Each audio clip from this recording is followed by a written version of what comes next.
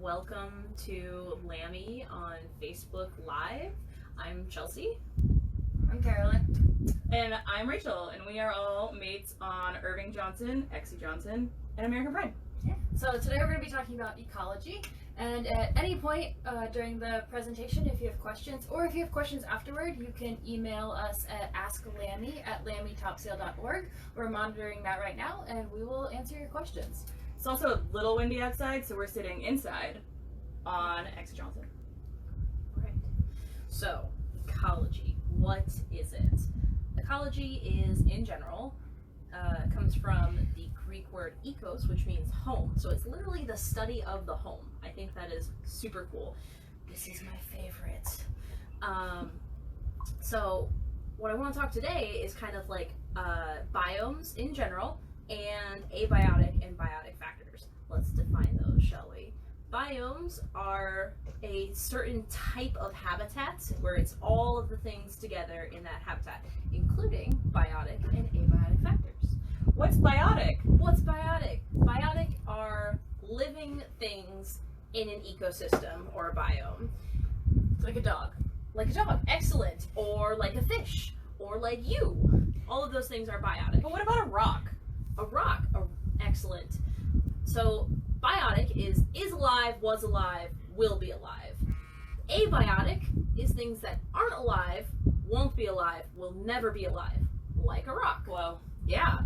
Or in the sea, other important abiotic factors are temperature, salinity, pH, those kind of things. It does bring up an interesting thing about like what is life, and that is like, that is a whole discussion on its own. How do we even define that? wait, so abiotic things kind of like control the environment. Yeah, they make everything else able to have a place to live. Whoa. Yeah. Neat. And so there are certain probably biotic things that can only live in certain areas, right? Yes, Wow. absolutely. There's, around here, we mostly have a rocky coast, and wherever you go on the ocean, you have something called the intertidal zone, which is hardcore. The hardest of the hard live in the intertidal zone. Imagine if you lived in a house, nice house, right? Oh, great location, sea view, everything like that, except your house gets hit by a hurricane twice a day. Wow. That's what it's like living in the intertidal zone, because the tide goes in and out twice a day. Most places. So my house would be submerged underwater. Yep. But then would also be in like a desert for part of the day. Yes. Whoa. Right. Yeah. So Wild. I have to be able to hold my breath for that whole time Yes. that we're underwater. You'd have to be able to hold your breath or keep water in or near you. You'd have to deal with a huge temperature fluctuation. God, I'd probably be pretty exposed too, right? Oh yeah. Oh. So most of the things living in the intertidal zone have a shell. That is the easiest way that they have that. And so what's really cool is they also have a very similar shell structure. Even if they are different, it's usually like a pyramid type thing to help shed the wave action. Yeah. So next time you go to the ocean, make sure you take a look at those things and see those similarities. I imagine it's also pretty useful to be able to like hide. Because now you have birds, right? Because birds are like flying in the sky, and there's some birds that can dive, but some birds are just walking around the shore. So you're probably pretty good at camouflaging too, right? Or utilizing some sort of structure to put things on top of you to hide from. Oh yeah. Well, Sea anemone. or Like a these sea guys. anemone? Or urchins. Oh man. Urchins? Some great adaptations going on Yeah. here. Does not look very appetizing. So we have these urchins, and they're really cool, and you can see there's these hard, rough spikes, but there's also these little teeny tiny water-filled tube feet. And so the tube feet are pretty much suction cups, and they suction cup to anything in the environment. And it's really great. If you put your finger really close to these guys, they'll actually hug it because they're moving their spines in order to deter predators. And the tube feet will actually reach out and grab rocks and shells. They can also grab food, so they like eating kelp. They're a huge part of the kelp forest. And this one is a really, really, really big red urchin. And these other ones are little tiny purple urchins. And when they're really young, they're not even purple. They turn purple as they get older. But you can see their tube feet are going crazy looking for things to hide on.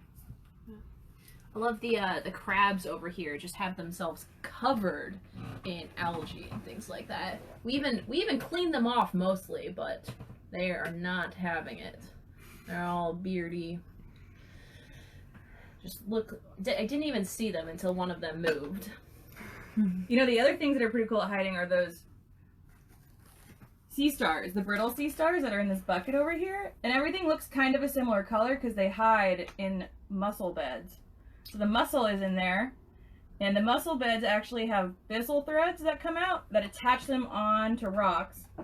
And you have a whole bunch of critters that will live in between these threads because it kind of makes a web, and those actually create their own ecosystem.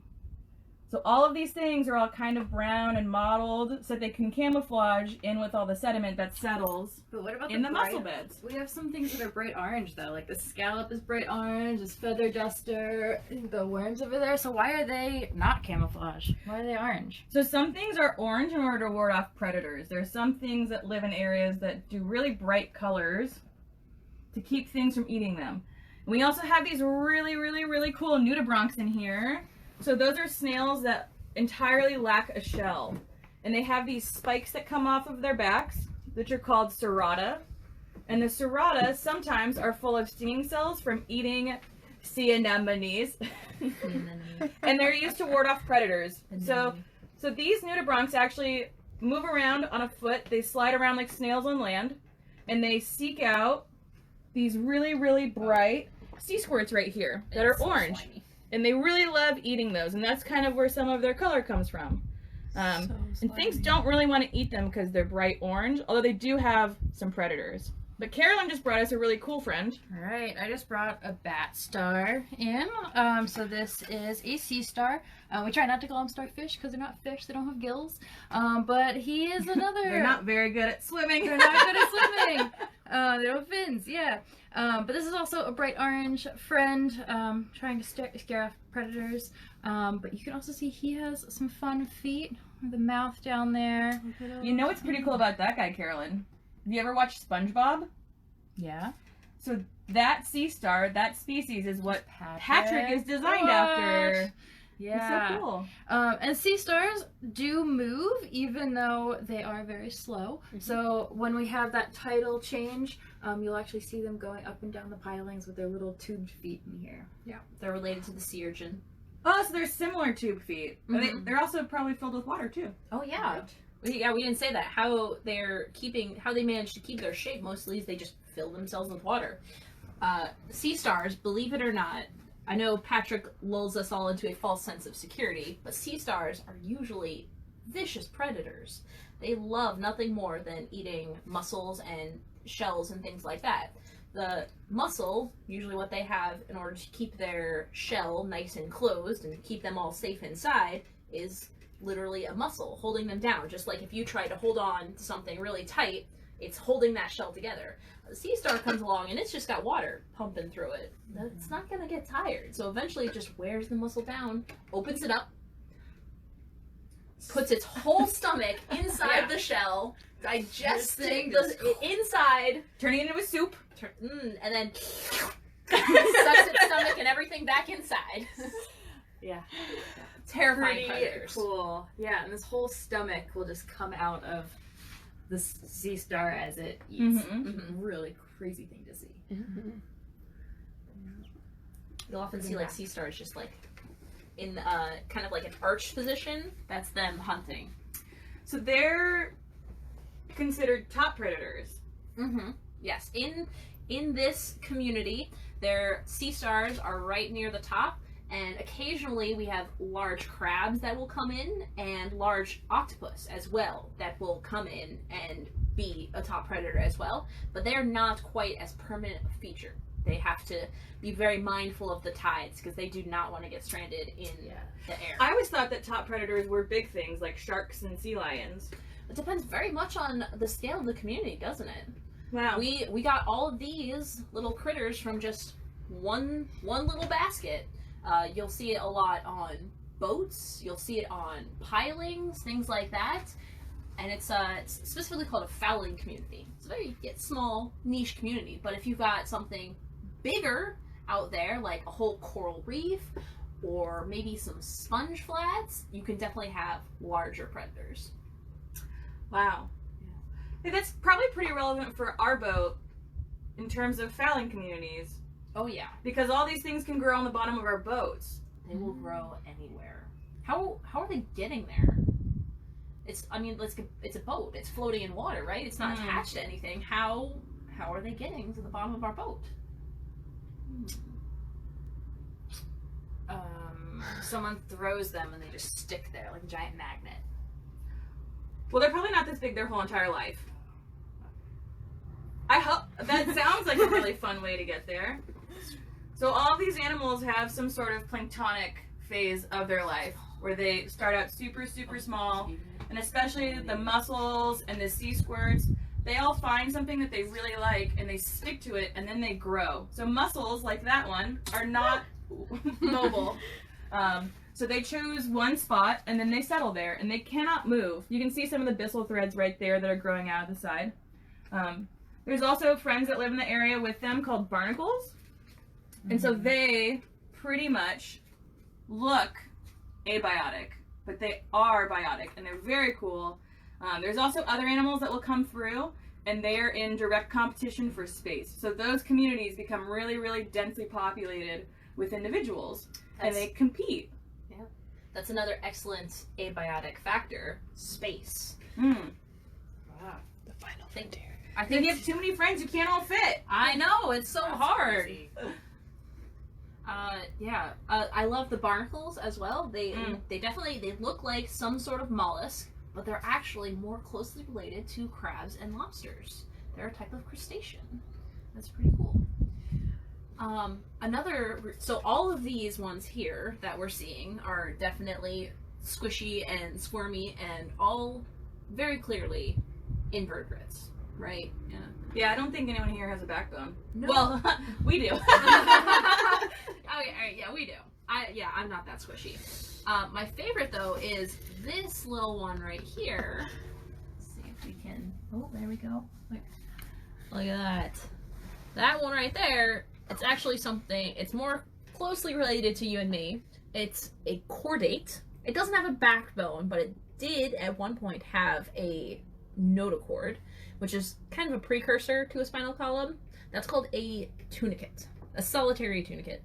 And yeah, what's really cool is that initial stage of life when they're out there looking for somewhere nice to live, they look like a very tiny little fish.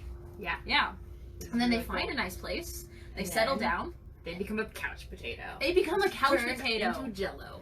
Yeah, like imagine if you could just get rid of all the unessential things like the brain and legs and gills, so that you are basically just a stomach and a heart. Mm-hmm. It's your job to just eat and stay in place. And these orange ones we showed you earlier, so they have two different kinds of ways they can live. So they can live by themselves, solitarily, on different substrates or rocks or pilings, things like that. But these orange ones are actually colonial. So they actually have a bunch of different individuals that live together, and it's kind of like living in an apartment complex where you're all living together and around each other. And also like sharing jobs as well. Yeah. It's like, you know, one person repairs stuff, another person's great with cooking. It's like living on a boat. It's kind of like living on a boat. We are a colonial tunicate. It's true. Wow. That's the best compliment I could have gotten today. Oh, I also love these guys because when you touch them, their common name Is a sea squirt. is sea squirt. So, he will squirt water out of you. It's trying. It's It wants to. trying. This one kind of did. Oh, there we go. Oh, there we go. Very cool. Gross. Man, did we show the skeleton shrimp? I also love the We skeleton didn't I shrimp. talk don't about think the we shrimp. did talk about the skeleton shrimp. They are very, very tiny, very, very low on the food chain. Most of these are eating some sort of Plant or animal material. plant or animal material. Yeah, a lot of them are filter feeders, so they're just sticking out like our little feather duster worm there. It's sticking out those great tentacles, and it's gathering stuff up from the water that flow through. And these skeleton shrimp right here, they do the same thing. They're so tiny that they can subsist just on eating detritus. Detritus, yeah. They're so tiny. They're so small. They're so Look at small. 'em. Yeah. If you They're pull hard to something out of the see. water and it looks like the outside of it is kind of just like flipping around, freaking out, it's probably a skeleton shrimp that you're seeing. They're really cool. So cool.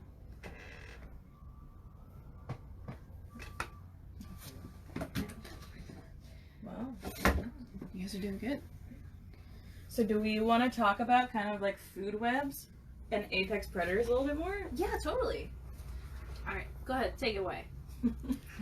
So food webs is kind of like the interconnectedness of everything within that community, right? So you have things that start off on a planktonic level, and then they feed other animals that are living in that area. And sometimes, well, usually plants are at the bottom because the plants are self-sustaining by getting food from the sun. Producers. Yep. Getting all of that energy, making it available for others. Mm-hmm. Then you have things taking that resource and eating it to get nutrients. And then you have something else that will prey upon that. And then you keep going higher and higher until you get farther into the food web. What? Wait, so all of the energy just gets concentrated at one top thing? Yeah. Yeah. So you have crazy things that happen. Like if you have really small fish that are going around and eating things and live in an area like in Los Angeles where there's lots of pollution, they actually will accumulate little bits of all of that pollution, and they do what's called bioaccumulation. So as you go higher up the food chain, bigger and bigger animals are eating more and more of these things that have small amounts. So animals like sharks have a lot of different toxins that are within their body because they're absorbing it from all the fish that they're eating. So that's why sometimes it's not the best idea to eat a shark, because they bioaccumulate all the different toxins and pollutants that are in other fish's systems when they eat them, and they store them inside because they can't get rid of them. And that happens because each time you eat something, you're actually only getting about 10% of the energy that organism had harnessed for itself. That's why you are always hungry and you have to keep eating, because you're really only getting a little tiny bit of the energy there. Yeah. Thanks. What's the start of the food web? We're talking about all this energy accumulating into one thing, but where did it come from? Where did this energy come from? Oh man. So in the ocean, we start with plankton. And there's even kind of like a very tiny food web going on with plankton until they get up to zooplankton, which are bigger enough to eat things. For like small fish to consider it large enough to eat, they are so tiny. You can have like 1 tablespoon of water and have 1 million plankton in that tablespoon of water. But they are also crazy abundant.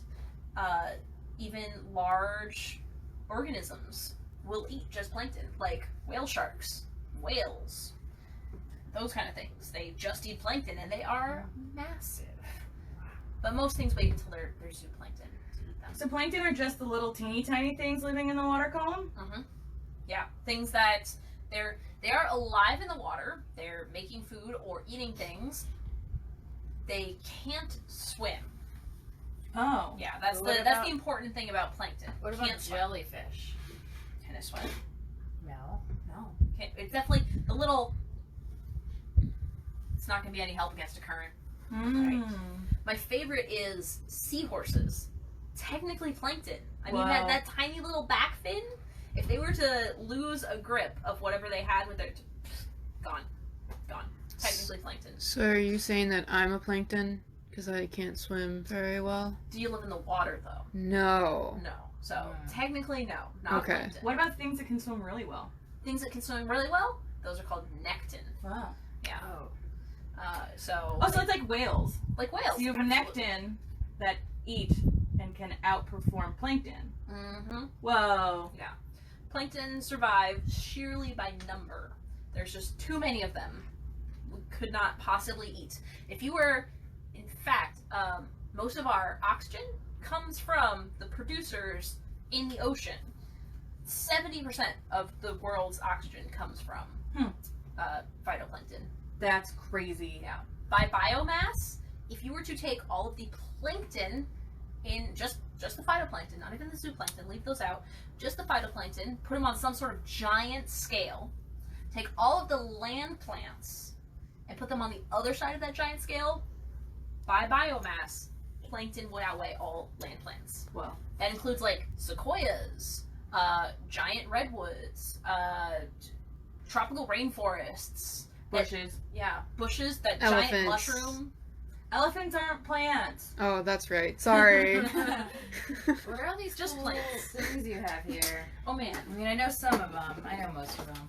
yeah, I pulled these out to talk about the Abiotic features. abiotic Oh, features right. that go in Yeah. the water. What are abiotic features again? Non-living. Rocks. Rocks are abiotic. Temperature. And salinity. Salinity. Temperature. Also acidity. pH. Yeah.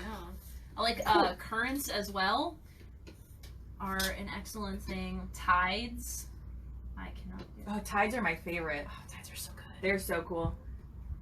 That's what lets us go surfing and do other cool activities with really big waves, tides, and currents. So neat. Tides and currents are super neat. And it being affected by the moon. Wow. Just so cool. So Chelsea is filling up our hydrometer right now. And Hydrometer.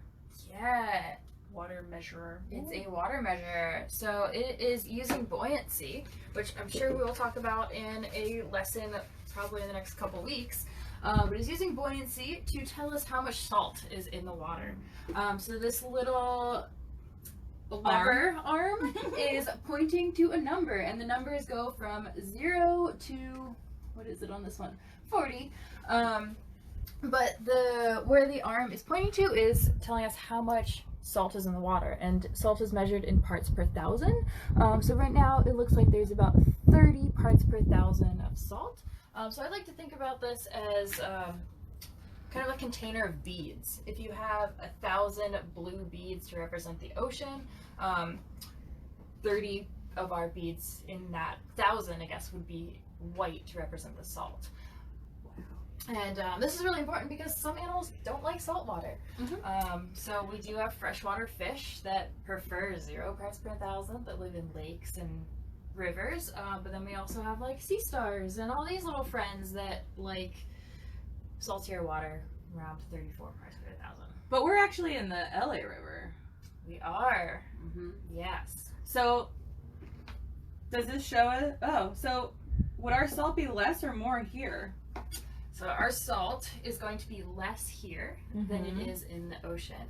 Because in the LA River, we are getting all that fresh water from all the mountains, all the springs, all the rivers that is running down and meeting the ocean.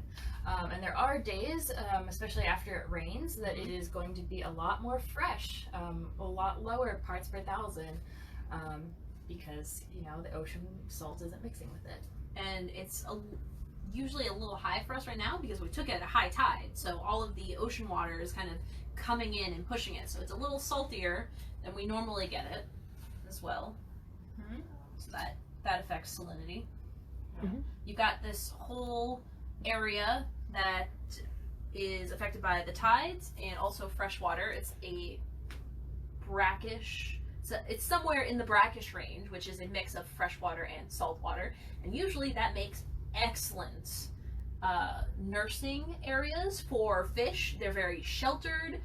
They are very mild as well. They're not quite as affected by currents as opposed to the open ocean. It's probably a little warmer too. It's a little warmer, absolutely. The water's not as shallow as here. It can warm up. It can really benefit from the rays of the sun. So yeah, fish love coming in here, having tiny baby fish. We have all of these little zooplanktons that came and found a nice home. We've got bird communities that nest here because of the plentiful fish and food things. We So also have a fisherman community too. absolutely, yeah. We are totally part of that eco chain. I love sushi. It's my favorite. So do we have any questions from anyone that we've seen so far?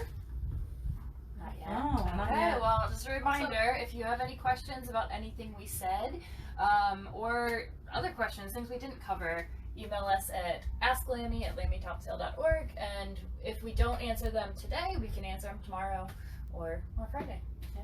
And it can be anything. It could be these. It could be something in this room. It could be something about where we live or about us. Or Right. how we Ask live. us everything. Any questions? Ask us about living on the boat. Ask us about climbing. We don't care. We want to answer questions. I love questions. Be curious.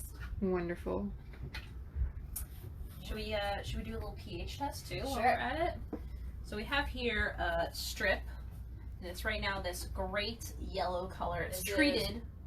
We're testing abiotic. We're testing another abiotic factor, pH, which is how acidic or basic the water is. And why do we care? Why would that be an important thing? I wouldn't want to live in acid.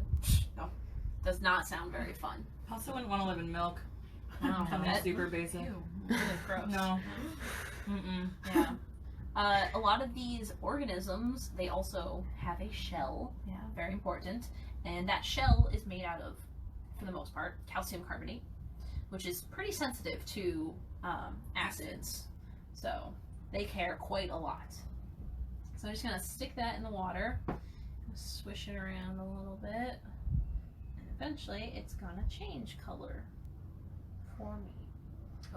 Hopefully. Yeah, these are pretty old. What do you think the pH is going to be in this water? Well, based on a lot of tests I've done, it should be about 8-ish. That's going to give us like a green color. Yeah, I see it. to. I see a little bit. It's a little green. Yeah. You can definitely see on the little, at the very end, where I ripped it. You can see how it's changing to green. We give it some time. While we're waiting for that, we can also talk about this other one that we are measuring, which is temperature. Right? So this says that our water is at 62 degrees. And from what I know about the oceans, you have whole different kinds of animals that live in different areas based on water temperature. Oh, we don't have polar bears living here in LA. No. We also don't have a lot of corals because they like warm water. Yeah. What temperatures do corals like? Corals like above 70. Okay. Yeah, like above 70 but below 80. I They- prefer that too. Yeah.